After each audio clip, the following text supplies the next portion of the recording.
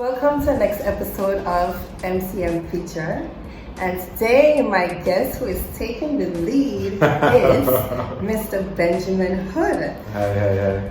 Benjamin is a Grenadian, an attorney at law. He's also a past athlete who has represented Grenada 3 times regionally in shot put and discus. Okay, shot put and discus. And he now acts as a private track and field coach. Thanks for joining me today, Benji. It's nice to be here. Awesome. I'm excited today. So this is my first, live, well not live, but in-person interview. COVID times and all. Yes, COVID times and all. So, tell us about growing up in Grenada. Growing up in Grenada is like stereotypical. It's as in every other Caribbean country. Christian home. Only difference for me, I'm the only boy of 5 siblings, 5 older sisters. So can you talk about spoiled? People say that I'm spoiled, but I'm not. They kind of taught me to learn to do different things outside of the normal boyhood things, like not like outside playing and things. I used to be washing dishes and washing clothes and kind of thing like that. Really? All of them kind of things. So it was a kind of different experience, but the same wild thing. Picture marble in the dust, random market after school, like normal wild boyhood days, but just with a little, I wouldn't say flair, but a little more household responsibilities than average year. But it's fun, relaxed, easygoing. That's like Grenadian experience, the cliched experience in Grenada. So yeah. So you came from a nuclear family? Well, not so much. Well, nuclear in the definition, my mom and dad were married for a certain period of time, then it was just me, my mom, and my sisters. My dad was around, but it wasn't as disjointed as most families, well, more than the Caribbean families are. It was us most of the time, but we used to spend weekends with my dad. Like, it wasn't normal. I never felt like, only when I went to start going to school, I learned about the nuclear family. I thought like things was peachy for me. Like, it was normal for me. I never felt uncomfortable in that kind of situation. Would you say your family was big on values? Well, if people know me, they know my mom. She works in Stanley Books, so she is a devout Christian woman. So there's certain things like we couldn't say shit and damn and things. Like you get licks for that. Like legit cut tail. They say like, nah, you have to say things like sugar. So like, yeah. You use euphemisms all the time. So you get better and like, shit, sugar. But like real Christian home, Christian values, grew up appreciating the love of God, the church. Up to this day, she is like that. So I would say strong. I think most Caribbean homes are like that. Yeah. Strong, like the foundation of most Caribbean homes is strong Christian values. I mean, you might make a little stray away and think until a while when you're older, but strict. As a child, I used to go church camp every carnival, every Christmas, like legit strict upbringing. Oh my God! So some of those values, you still hold on to them? Of course, because I think as I get older, we learn to apply certain things that you learn in different ways. So, yes, you grew up to going to church every Sunday, maybe 2-3 times a week.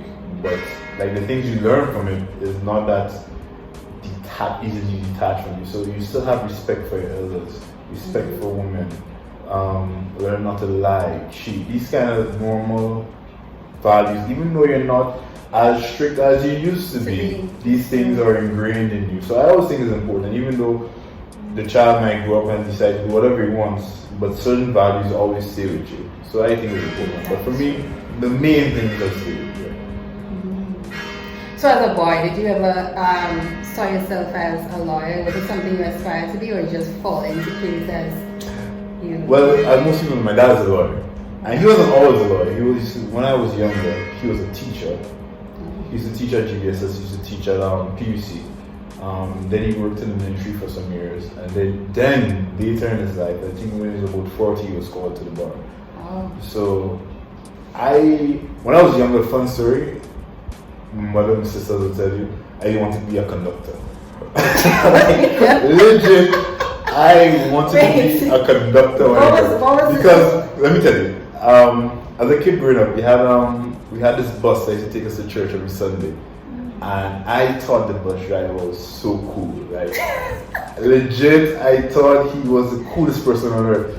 And I always say, yo, when I get big, I want to conduct a young bus. And that's what I wanted to be as a kid. But growing up, when you grow older, you understand that you don't really want to be a conductor. But as a kid, like 5, 6 years old, I wanted to be a conductor. Fascinating, pulling that door. Yeah. It's like a kind of control too, though. Yeah. It's a vibe. Like, we go to school, like, and we weren't allowed to really take the bus at that time. So, like, if I'm taking bus, you take bus with mom or dad used to drop us to school or whatnot. But when we actually took bus, like, you watching the conductor, and like, they're cool, and everybody know them, and they, they put the door, and yo, I really wanted to be a conductor. I wanted to be that cool kid. I thought the conductor life was cool. But like growing up, and then we went to secondary school, I started, when my dad became a lawyer, and I started looking, when I go by him, I would read some of his books and whatnot. And I said I wanted to be a lawyer, then I started track and field. The funny thing is that when I applied to law school, to UE, I was actually training. So we had a Olympic program in the ministry. So they selected like 4 or 5 of us to train with the mindset of making the Olympics in the next 4 years. And we were on that program, we getting a stipend, we travel, we compete. It was like a nice life. And around that time, although I applied to law school, to Cable, I got a couple of offers around the same time to go to some university. So it was a kind of toss up for me. Take a scholarship, go and do track and field, or go and study law. But I think, and it was really a good thing for me, because it was one university in Puerto Rico that I really wanted to go to. Yeah. The program was nice, the offer was nice, but we were waiting for a confirmation. When we were waiting for the confirmation, the UE confirmation, the UE acceptance came through, and I'm like, okay, why turn this down and still wait for Puerto Rico? So I was like, yeah, easier choice. UE it is. So that was like the July the same year we started school in August, and the rest is history.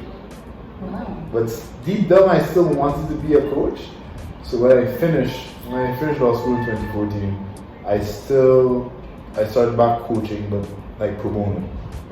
So I pick up some athletes who coach every evening, and I don't really do it that actively now, like 6 years after, but I still, that's where my real passion is. I love law, I love being a lawyer, but like pure passion, if you ask me, if the money is equal, if all the benefits are equal, what would I do? I'll be a coach. What would you say is the most challenging thing about being a lawyer? Dealing with people. Yeah. Dealing with people. People don't understand. We lawyers, we don't just like money. And we don't, as most people say, lie. We are, like, they ask you, what do you do? You're a lawyer? You're a lawyer or a liar? But we actually have to deal with society's problems. And people don't understand that, like, when someone comes into your office, they have a legitimate problem. It's like going to a psychiatrist. Right. They have a legitimate problem that they need to get solved. Either you could solve it for them or help them along with alleviate some of their problems. But it's really, and my first few years was hard for me because you're young in it, and you find it hard not to take on people's problems as your own. So it's kind of emotionally dragging sometimes. Like if you're not accustomed to it, like you have a criminal case and this guy is charged for possession of marijuana, or let's say rape, and he actually didn't do it. Like you believe that he actually didn't rape this young lady, it becomes so emotionally draining as if it was you going through the situation, because you have to take on their problem and try to find a way to solve it like if it was you. And advocate, that's advocacy is, basically speaking on someone else's behalf. And for me to speak on your behalf, I have to actually understand what your problem is. And for you to really understand, you have to kind of sort of take it on. That's interesting. So over time, I learned to be somewhat detached. Like, okay, this is my job. I'm going to do the best of my ability to do this, but just understand that when this is over, this is not actually my life. So yes, I understand your problem. Yes, I'm trying to help you solve your problem. But for me, when like the first couple of years, it was like, yo, I would go home and think about this. Like, yo, man, this man going through some real stress. Or like this old man, they trying to take shit land. And yo, that used to bother me, man. But after time, you get accustomed to it, and yeah, but that's the hardest part of being a lawyer, having to deal with people and taking on their problems. That's for me. Because I was wondering, like, how does it feel for a lawyer to advocate for a person who is actually guilty? And like, you know to yourself that they're guilty. Like, I can't understand the frame of mind to... Well, I remember my father told me once, and our legal profession is somewhat different in the UK. But when he studied in the UK, they actually have to take an oath to represent the interests of the client, regardless, the best interests of the client. Now, if you understand the fact that everyone is entitled to fair representation, right, guilty or not, then you won't struggle with that much, because, for instance, even if a man is guilty, he still is deserving of particular human rights. Right. There's everyone on the criminal side. Yeah. Even if he kills a man, he still warrants particular human rights. A right to be represented. A right that his best interest is observed. So even if he's saying, you know what, he comes to me and says, yeah, boss, I'm guilty, I want to plead guilty. In his pleading of guilty, you still need to seek his best interest. Right. You have to make sure he gets a fair sentence. You have to make sure that everything goes right procedurally. So it's not always that black and white. Sometimes, let's say for instance, there's tampering, there's something wrong with the procedure. We lawyers are the middle ground between the public and judiciary. Not lawyers, the judges and the police officers and law enforcement. Because the laws are there, they are enforced, but sometimes they are enforced unfairly. And that's we kind of bridge that gap. So we're not trying to cause problems for the police. We're trying to make sure that the police do their jobs as they're supposed to do. Right. Because it's human nature. When you have too much authority, you tend to abuse it. That's right. Even if I am speeding and you stop and put me over for speeding, that doesn't mean you should pull me over, drag me to the police station, lock me up for 24 hours for a speeding ticket. So we are there to make sure that no arm of government, no arm of society abuses their power. So that's how I feel. So I don't right or wrong, right? It's a moral decision for most people. If someone comes to you, that's what I mean. If someone comes to you and they say, look, I'm guilty, I did X, Y, Z. If you morally feel that you would not be able to represent them, don't do it. Okay. Because they are entitled to have that type of representation, that you see their best interest. So that's what I do. What would you say success looks like to you? Because you were saying your passion is coaching, and you know, if it was equivalent to law, you know, but I know that success looks different to everybody. So what does it look like to you? Success basically is me being able to enjoy my life the way that I feel that I should enjoy it.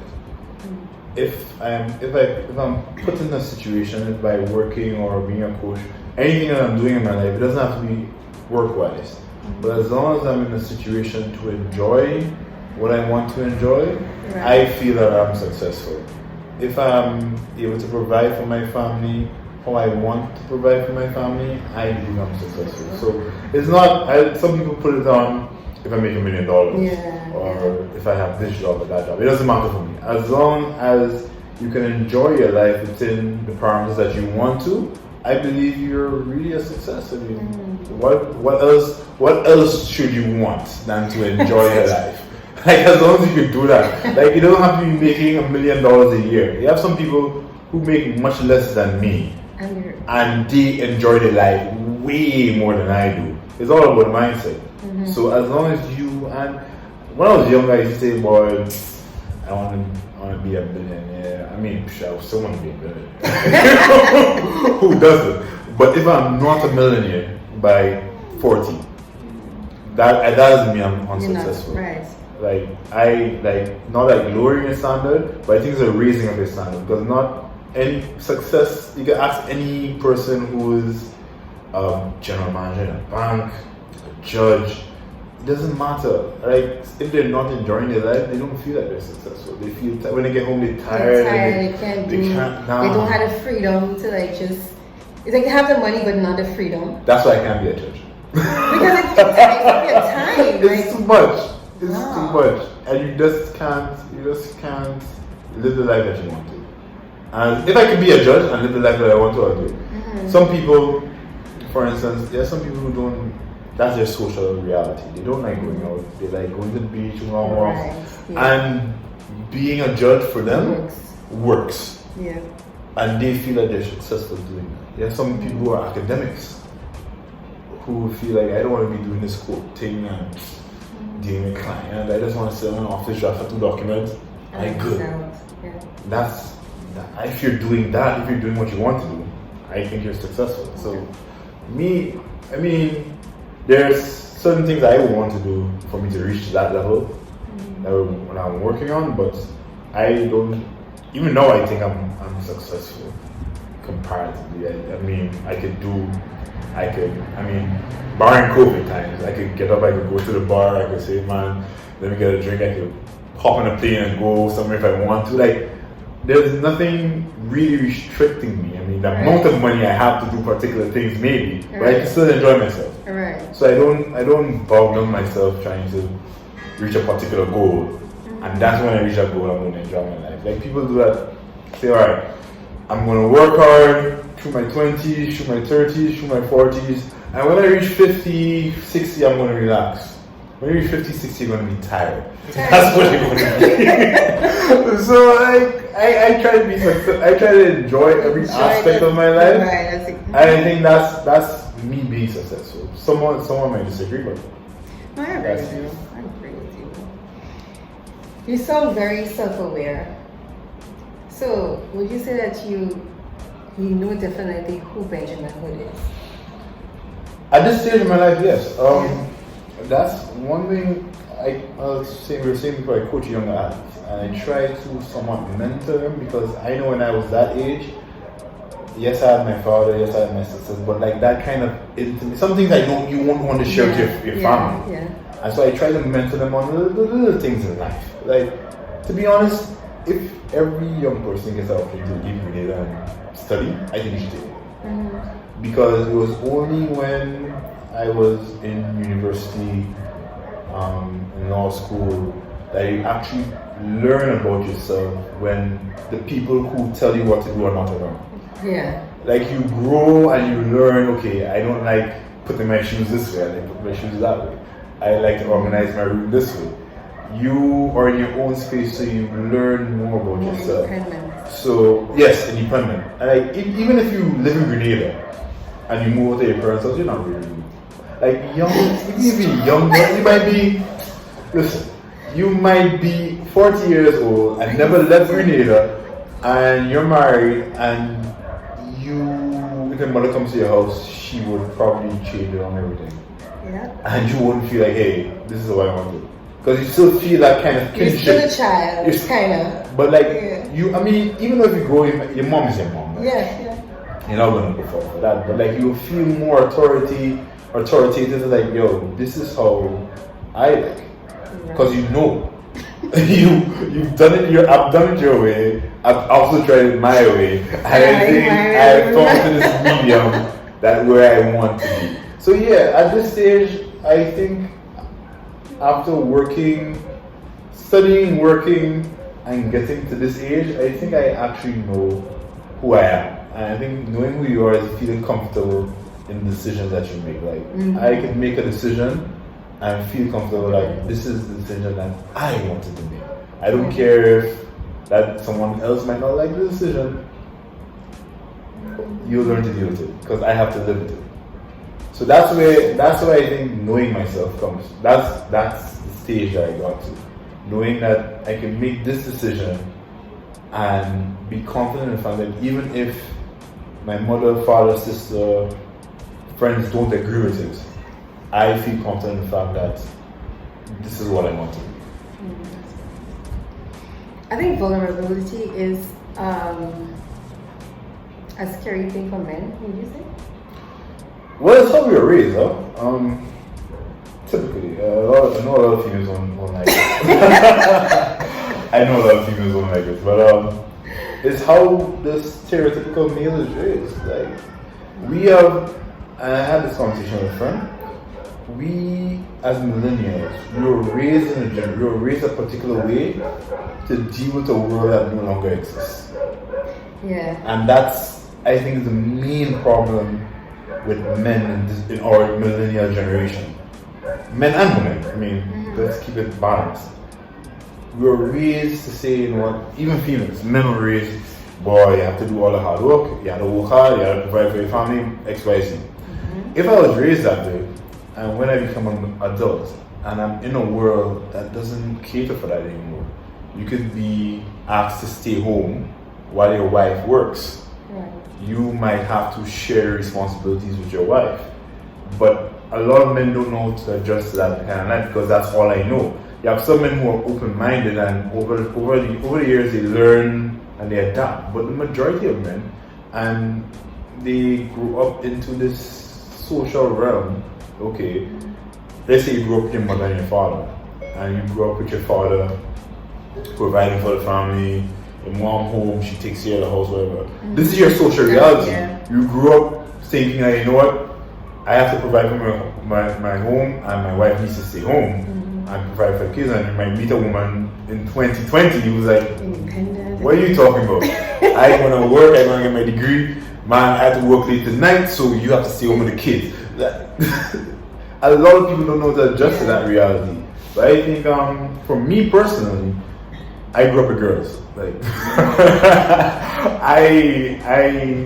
I was taught that it's okay that if you feel sad about something, you should cry. It's okay if you feel upset about something, you should be angry. Like my social reality growing up, I used to cry. Like when I was younger, like kids used to bully me, I used to come home and cry, and they used to make fun of me. Or like it was okay at home because they'll be like, "Yo, if you're sad, cry. Right. Express whatever emotions that you have." So it's not really a problem. Like the vulnerability, I can be open about how I feel about things, but most men don't feel that comfort because we always have this underlying thing that we'll be ridiculed. Macho. Yeah, the macho life. Like I don't even want to say macho, but it's like, for instance, we subconsciously do it. Like look, they've been laughing at Michael Jordan from his Hall of Fame induction speech for years now. It's become a meme. He was crying. I mean, that moment he couldn't keep it in. He was crying. Yeah. People be laughing at it. And subconsciously, you're thinking, as a man, you're thinking, I don't want to be that person. I don't want to be the person, hey, well, I'm crying, something makes me sad, I'm crying, and people are like, hey, you see Benji boy, he laughing, he crying, and big boy so it. That's subconsciously. I mean, sometimes it might not be our day-to-day life because of what we think, but subconsciously when you see these things happen to other people being laughed at for crying for a situation or being emotionally vulnerable. It's a kind of reminder. It's like, alright. When I reach home, I'll cry for myself. And that causes a lot of mental instability as well, right? Emotional instability. Yeah. So I think young men are a little bit different now. They were raised a little bit different now, I think. I'm not too sure. I'm an old man now, so I'm far. I'm far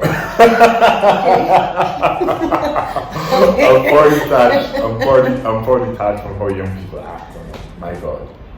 I think things are changing a bit as far as gender roles, where boys growing up now are more think with their feelings and are able to express themselves. Yeah, I think so. Better than boys. I believe I'm a pioneer right now. I want to be a house husband. Like, that's it. Really? I will stay home. I will stay home and clean and wash and cook and take care of children and help. I want to be a house husband. Like if you want to go to work and work in 9 to 5, yeah, do that. I'll stay at home. I'll clean the house and whatnot. Nice. Yeah, I'll be a house. I have no problem being a house husband. None whatsoever. Like this COVID time, I kind of sharpen up my cooking skills. Yeah, I want to be like when they come home from work. Yeah, I love it. I mean, I ain't going to work and do that. I'm not doing it. I can't. That's hard. That's hard. So you see how hard it is for women. Of course, I've seen it. I've seen my mother. My mother worked at 9 to 5 and used to come home and cook for 5 children. Like I've seen that hustle. She used to have to wake up like 4 in the morning to start her day every day of the week. That's a hard thing. So like I know what the female, and then my sisters and them, like we're kind of separated. So like not separated physically, but by age. Mm-hmm. So like there's the first 3, they're like a year apart, and then there's a hiatus, and then me and my older sister right before me. So like by the time when I was 10, they were like 17, 18. Then like I ain't washing no dishes, I ain't cleaning no house here. All they do that. So they had to take care. Yeah, there's like 3 time pass for that already. So like that was really launched it because I'm thinking you have 3 older sisters, like they'll be doing all the chores, so you get her to. My mother motto is that she want no woman make me see trouble. That's my mother motto. She want no woman make me see trouble. So she used to wake me up every weekend to bake bread and thing. Taking big bread? Yeah. What? The other day I make a chocolate brownie. I used to bake bread, coconut bakes, fried bakes, coconut drops. That used to be making as a child, 10. That is nice. That is nice. She want money. She want money. She want boy child. Yeah. He had me coming home crying. Oh gosh, she hungry. He had no food to eat. The wife makes with him. She cooking. Nah. She said nah. I ain't going through that. One boy child. What? Your mommy real bad for you. Yeah. I could imagine. Of course. So it sounds like you grew up knowing like love, like knowing love, feeling love. Yeah, I mean. So have you ever been in love? Of course. Of course. Why the sign? Because everyone has these love stories. I mean, of course I've been in love, but I mean the definition of love changes over the years. Like when I look back to when I used to say I was in love, like man, I love this girl. I used to be like, boy, you stupid. I used to be like, boy, you're really stupid, But yeah, I mean, I don't think being in love is a very vague thing. There's different stages in my life that I felt that I knew what the feeling of love is, but as you grow and you develop emotionally and mentally, you understand that whatever your definition of love back then was, that was really it. But man, you was in the thing. You was really in the thing? Yeah, I was in the thing, man. I cried over my man, all kind of thing already, all kind of thing. Tears, oh gosh. Oh my gosh. I've been in the thing. I mean, looking back now, I'm like, why that you crying for? That?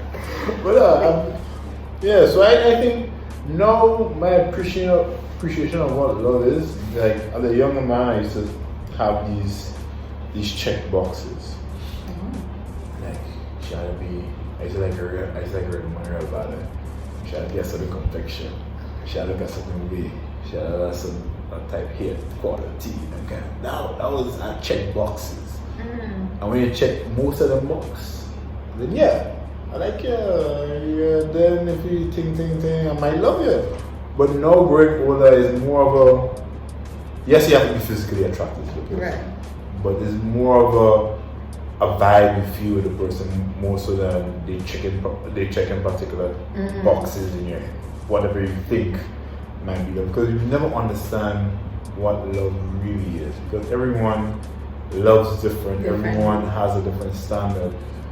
You might tell me you're in love with someone, and when you tell me why you're in love with them, I might be like, in back of my mind, I'd be like, what are you talking about? But that's your experience. That's your way to feel love. I might say, man, if a woman cook for me every day, I love. You love.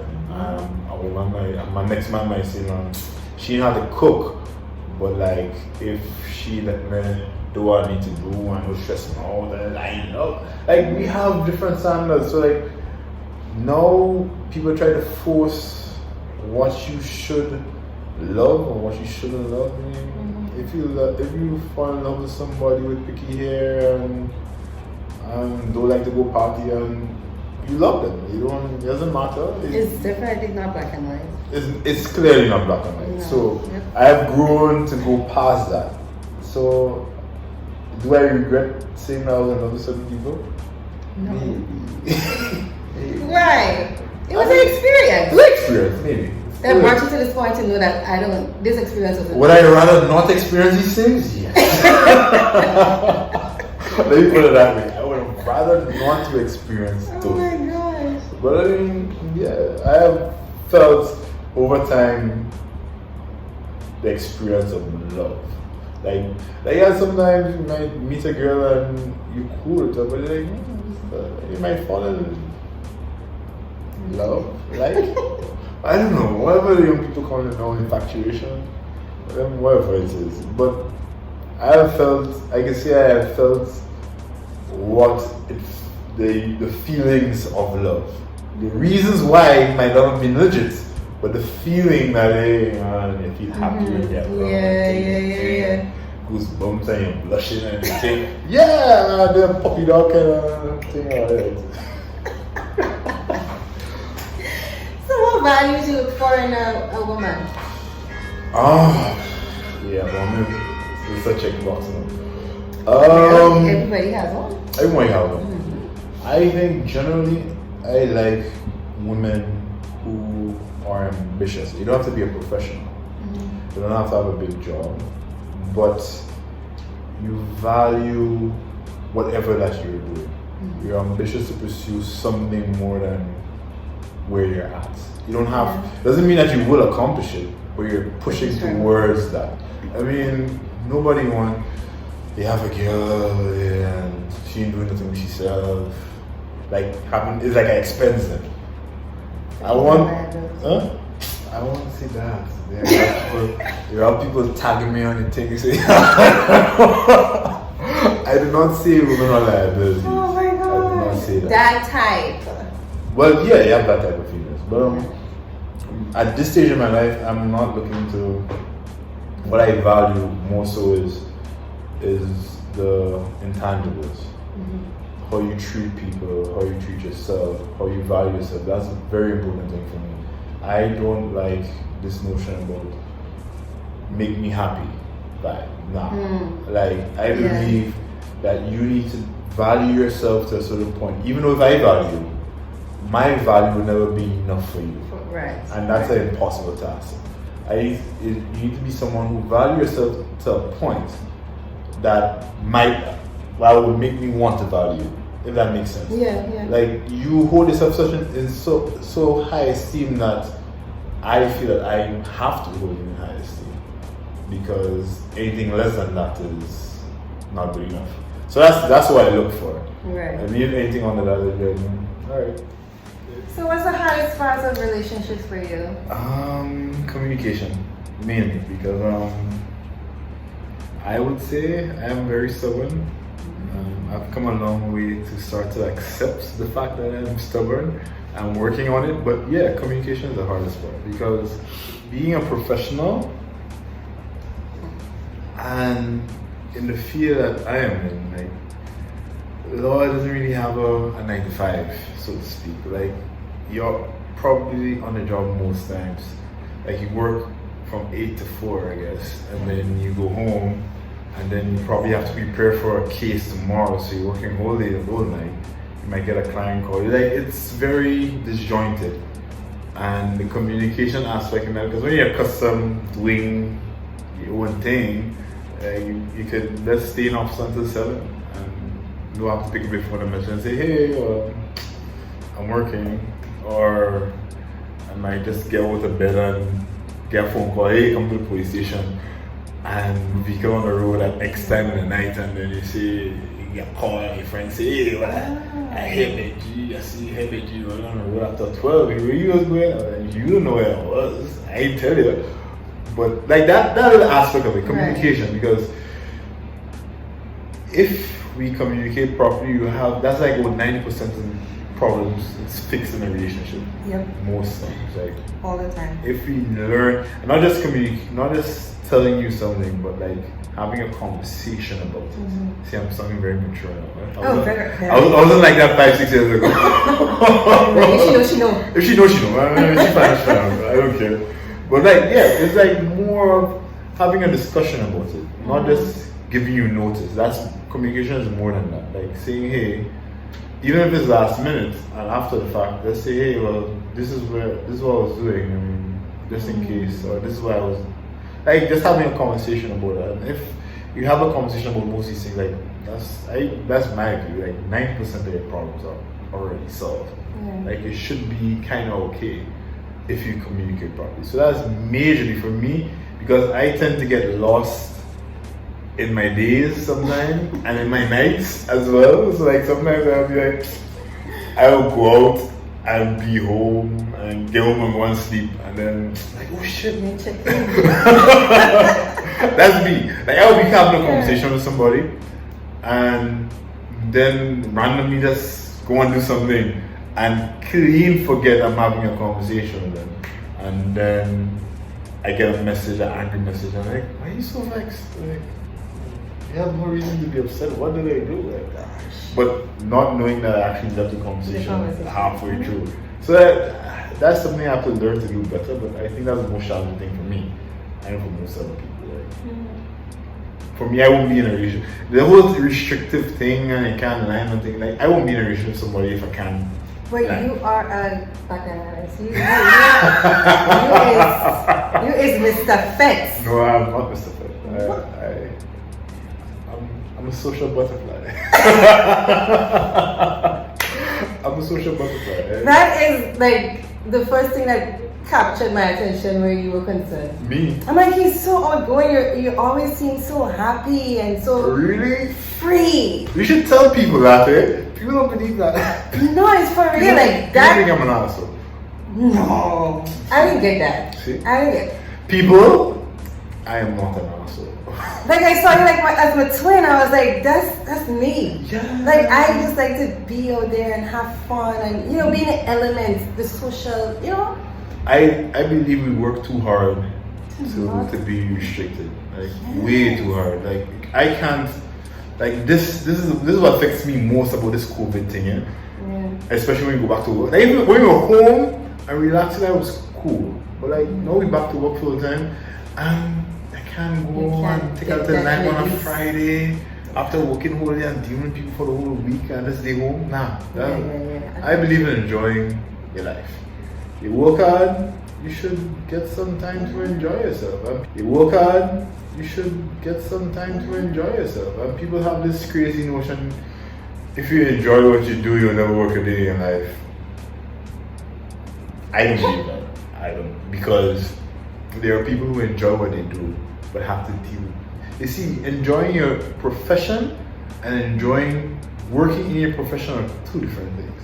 A photographer loves taking pictures, but it's stress. I'm sure if you miss a DJ or Sonic, someone on them. It's stress when you take pictures of somebody's wedding and they message you every minute. When I get my pictures, it's stressful. I love taking pictures. They love doing videography, but the deadlines and dealing with people, like that's things that you don't like. So I love being a lawyer, but I don't like dealing with people and stress and nonsense and random calls and people asking stupid questions. Like, it's draining. I love being a lawyer. So I need. So the balance comes. Always need a balance because you probably go crazy. And even if you don't admit it, you're slowly going crazy. So you say you're your happiest when?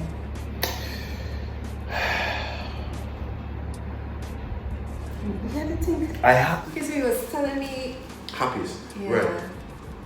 When I feel happy, it's like there may be other moments that I may be more happy, but like collectively, like that week before Carnival, when I don't have to go to work, when I don't want, I can legit just fit. Like people think I'm crazy because that week I go like at least 2 parties a day. So you take your vacation. The court is closed around that time. The court is closed. How convenient. How very convenient. Like wow. The court loves Carnival. we have a long vacation every August. We have vacation like how secondary school have vacation. Oh. We have a long vacation in August. We have a vacation in December and one for Easter. Oh. That's when the court is like there's the high court. The magistrate court has 1 or 2 matches, but not much. Oh, okay. But like the high court is closed, so there's nothing to do. So we usually close the office like Wednesday until the Friday after. Oh. So Freedom. So I would tough it out Sunday when I go to your party. I'll tough it out. No, Monday's a holiday. I don't really tough it out. I toughed it out at your party. That was last year. Then I went. They had a Juve party. Then the evening I went to a brunch party, and then the next day was C4. Then the Wednesday they had a cruise, and then I went pre-day. And after pre-day was Thursday. What was Thursday? Thursday was Wagyu Tea and Killer Fed and Spice Addiction. I only went 2 of those. Like I was going. It was Spice Addiction and Killer Fed, so I was like driving in between the 2 feds for the whole night. Well, I was sleeping. Then Friday this year was very weird. I went I had court in the morning. I had magic in the wall. On like 2 hours sleep. Cool that thing. I went Spice Addiction, Cooler Fed. And then I went home, then it was cruising. But that week, like I'm just free. On a high, right? It's like how I would like to live my life if I had enough money and I didn't need to work. I just want to be like, I just want to go out and enjoy and be able to sleep how long I want, and that's perfect life. That's perfect. I mean, there's sometimes when I'm happier, like on my birthday, like generally I'm happiest when I'm hanging out with people who I consider close and who understand me and we're having fun. I'm happy, like I don't prefer to be anywhere else than in that moment at that time. Yeah. So there are different pockets of moments in life, in the year, and I feel that way. People might think it's all year long because they think This is your then. I don't like people who do stupid things. And to be very clear, you could make a mistake, but there are certain things that people just like. You go to a party. The other experience I had maybe in January. Go to a party. A guy was like walking. He was drunk and he's walking back at me. So I did this. I was like, hey, walking back at me, and he got upset. And he was like, yo, wait. I said, yo, I'm just saying you're walking back at me. And like, it pisses me off when grown adults do stupid shit. And I don't like people who are dishonest. Like, I would respect you 100% if you don't like me and you don't like me. You don't even have to tell me you don't like me. You just have to, if you show that you don't like me, I'm okay, cool. If I see you, I'm going to tell you afternoon. That's what I was raised. I'm not going to just pass you. That's respect. But if you want to pretend and be happy and pretend to be happy around you and be buddy, and then tutus behind your back, they vex, oh, I don't want to do shit, and if you didn't take that, yo, that's unnecessary. That pisses me off. Like, we're too I believe I'm too grown to be dealing with them kind of situations. Like, if you don't like me, you don't like me. If you think I'm doing, and the worst thing, if you don't like something what I'm doing, say, Benji, you're doing shit. And if you're not close enough to me to feel comfortable to tell me that, then you shouldn't care if I'm doing it or not. I agree. So it's simple. It's simple. Very simple. Like, you can't get simpler than that. Like, if you're close enough, tell me. Like, say, hey, Benji, you shouldn't. You know what? Even on the same time, like later on, like maybe a couple hours later, say, yo, you shouldn't be saying that anymore. Yeah. Even if I disagree with you, I respect that you actually told me and you don't like it.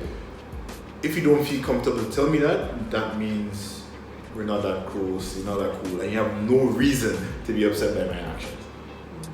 And that level of maturity, when people don't have that, I mean, I understand people have different levels of maturity, but that's a basic thing. Mm-hmm. Like, you feel uncomfortable about a situation, say so.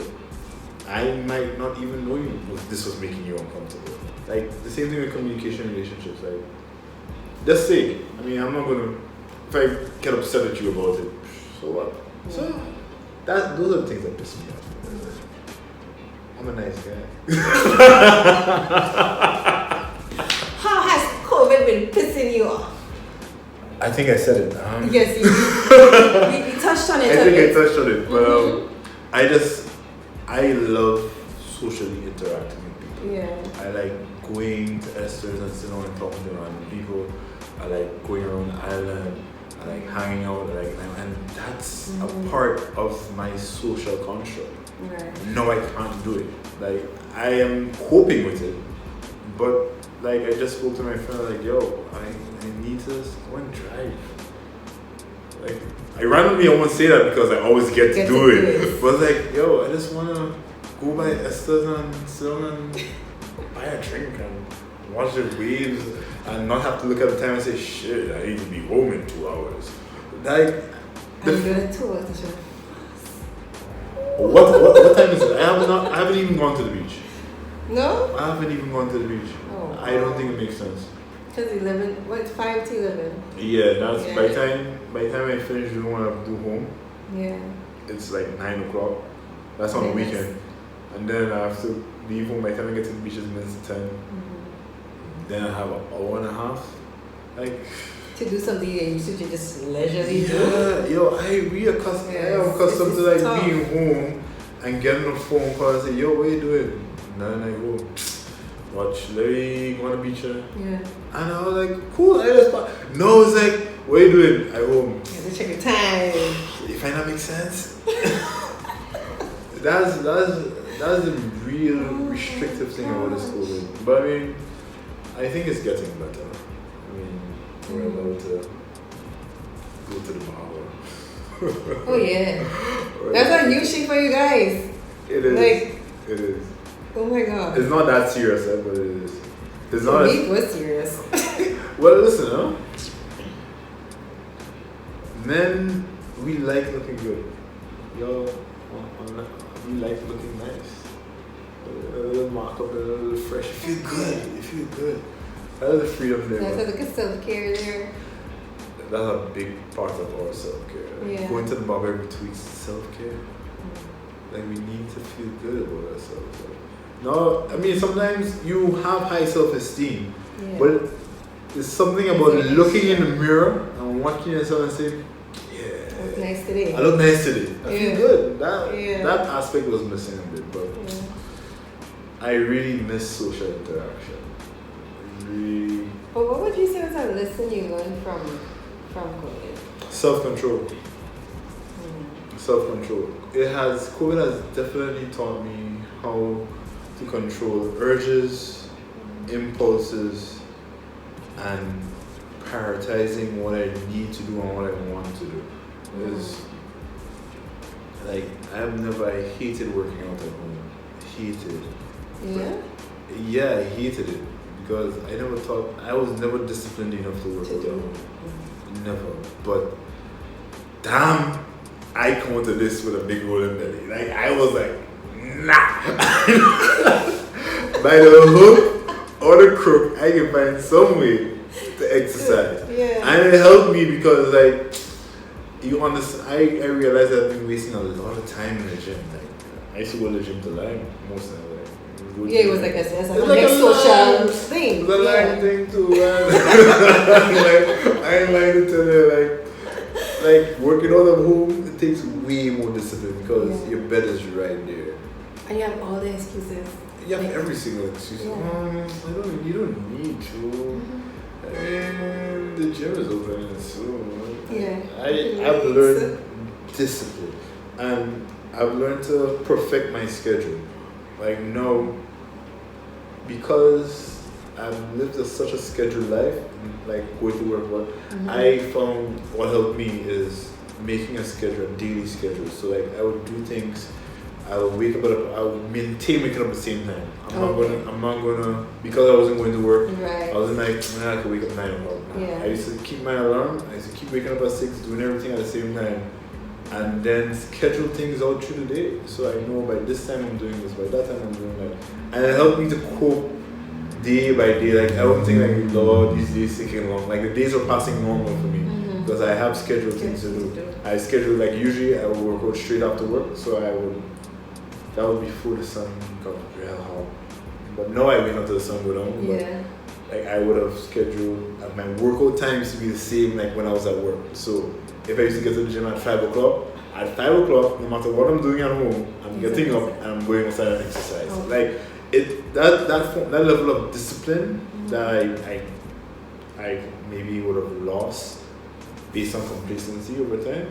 It helped me to refocus and make sure that I'm doing things according to schedule. So what last thoughts would you like to leave our dear audience with? I found like they get to know too much about me though. Oh gosh. A little bit too much. Maybe This is the first kind of interactive. Yeah. Yeah, people showing don't. the world you in this life. Yeah, people don't know me like this. People. I'm glad I got an opportunity. People think I'm an Thanks for asshole. Thanks for giving me the opportunity to show the people that you're really not an asshole. They might still think the same. Well, who cares? Who cares?